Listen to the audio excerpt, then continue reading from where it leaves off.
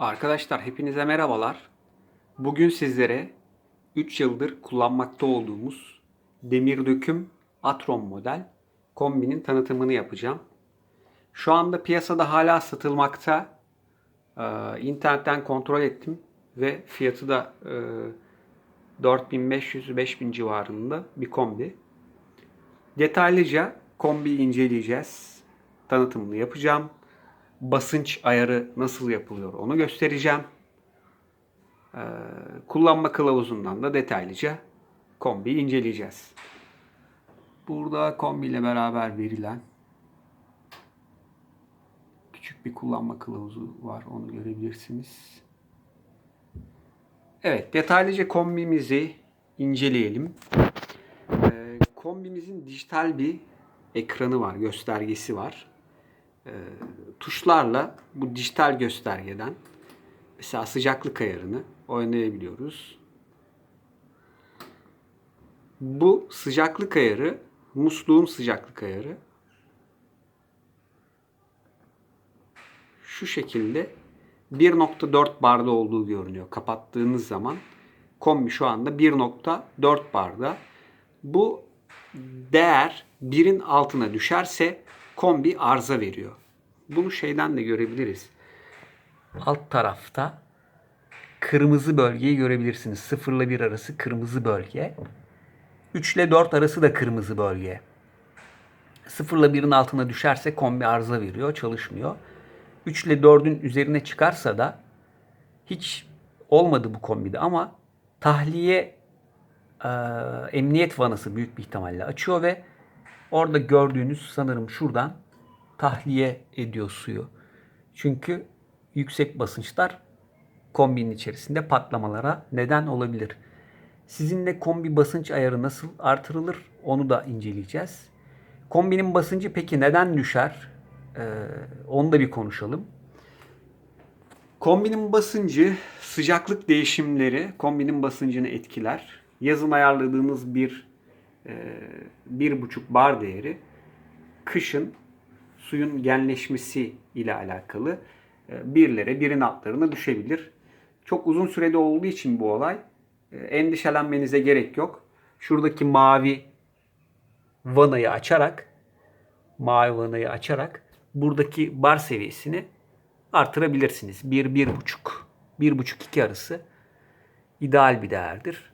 Kombiniz arızaya geçtiği zaman korkmanıza gerek yok. Direkt bu ayarı yaparak kombinizin basıncını ayarlayabilirsiniz.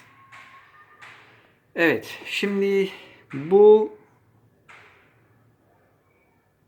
değeri istediğiniz değere ayarlayabilirsiniz. Peki verimi nasıl? Biraz da ondan bahsedelim. Yazın arkadaşlar bu minimum değere ayarladığınız zaman kombiyi 3 yıldır kullandığım için su tam 35 derece olarak akmıyor. Biraz daha yüksek sıcaklıkta geliyor. Çünkü yakıyor bildiğiniz su. Ama kışın tam bu değerlerde 35 derece suyu direkt soğuk su falan açmadan elinizi, yüzünüzü, ayağınızı çok rahat duşunuza alabiliyorsunuz. 35 derecede.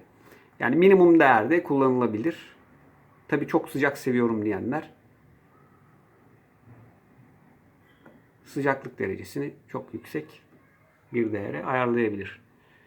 Yan taraftaki düğme ise peteklerin derecesini gösteriyor.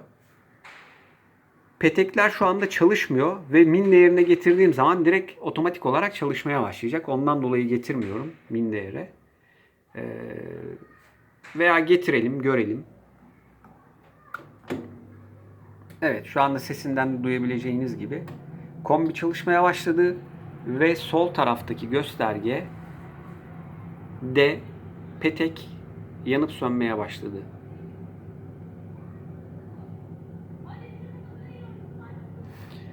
Ve bu değeri böyle E değerini alabiliyorsunuz. Ekonomik mod diyebiliyorum. Kullanma kılavuzundan detaylıca bakarız. Ve şu anda kombi ısınıyor. Sıcaklığı istediğiniz değere ayarlayabilirsiniz. Çünkü dijital ekrandan sıcaklık değeri çok net olarak kontrol edilebiliyor. Ve kombimizi kapattık.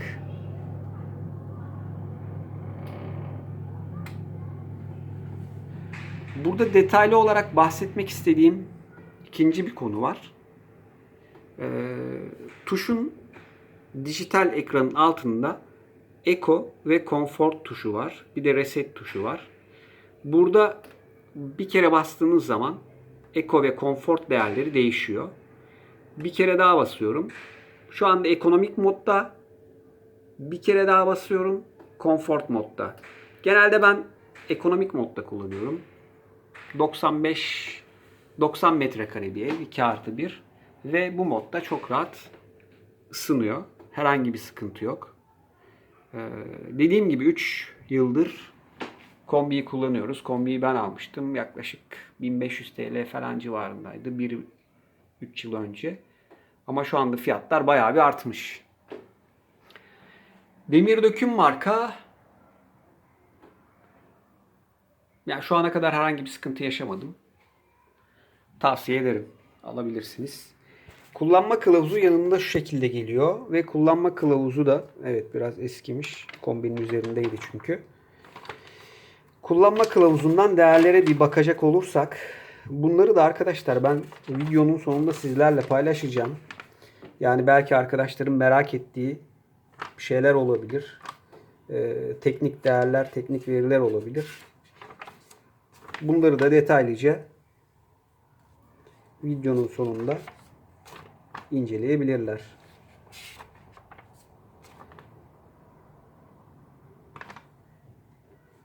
Evet, bakalım. Havalandırma, elektrik tesisatı ile alakalı bir değer. LPG bağlantı şeması var arkadaşlar. LPG ile de kullanılabiliyor anlaşılan. Radyatör ve kullanım suyu tesisatı ile alakalı bağlantılar. Arkadaşlar buraya gelmişken şu konuyu belirtmek isterim. Buradaki basınç ayarını eğer yüksek bir değere ayarlandıysa kombinin basıncını peteklerden düşürebiliyoruz. Peteklerden nasıl düşürebiliyoruz? Ondan da bahsedelim. Evet, diyelim ki basıncı yüksek bir değere ayarladık ve yüksek basınçtan kombimiz çalışmıyor. Veya zarar vereceğini düşünüyorsunuz kombiye. Bunu da peteklerdeki şuradaki sistemden direkt kombinin su basıncını değiştirebiliyorsunuz. Burada bakın bir tane delik var. Bu deliği alt tarafa çeviriyorsunuz ve bir tornavida yardımıyla da buradan basınç değerini düşürebiliyorsunuz. Kombi ve petek bakımı ben şu ana kadar kombiye bakım yaptırmadım. Yalnız peteklere bakımı öneriyorlar. Bunu da siz şu şekilde kontrol edebilirsiniz. Peteklerinizin ısıtma, her tarafı ısınıyor mu, ısınmıyor mu? Veya uzman bir servisle, yetkili servisle görüşebilirsiniz. Bu evde yeni bir ev. Petekler de daha 3 yıllık. Yani gerek var mı bilmiyorum ama detaylıca araştırmak gerekir. Devam edelim. Radyatör ve kullanım suyu tesisatı ile bağlantılar dedik. Evet arkadaşlar, buradan detaylıca görebiliyorsunuz. Telefon zoom yapmadı. Ondan dolayı çok net görünmüyor. Evet. Kombinin teknik verileri ve detayları diyor görünüm.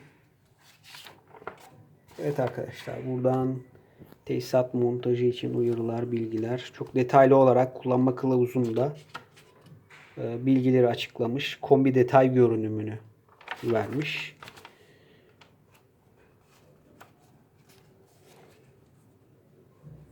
Su tesisatı ile doldurulması. Tesisatın su ile doldurulması diyor. Bunu görebiliyoruz buradan.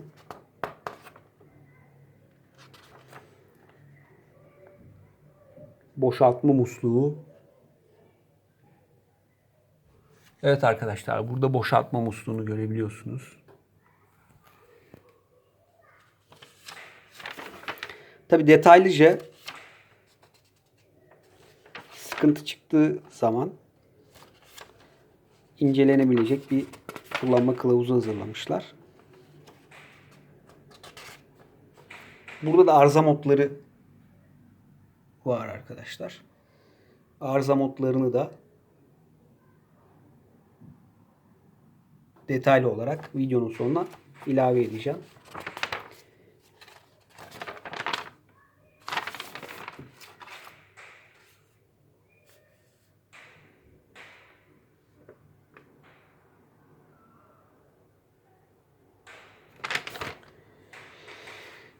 Evet arkadaşlar, demir döküm Atron marka, demir döküm Atron marka kombimize genel bakışımız bu şekilde.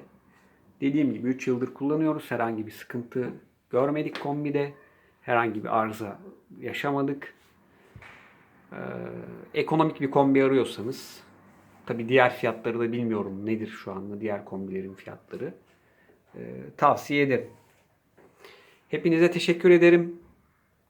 Daha güzel videolar için kanalıma abone olunuz ve beğenmeyi unutmayınız. Teşekkürler.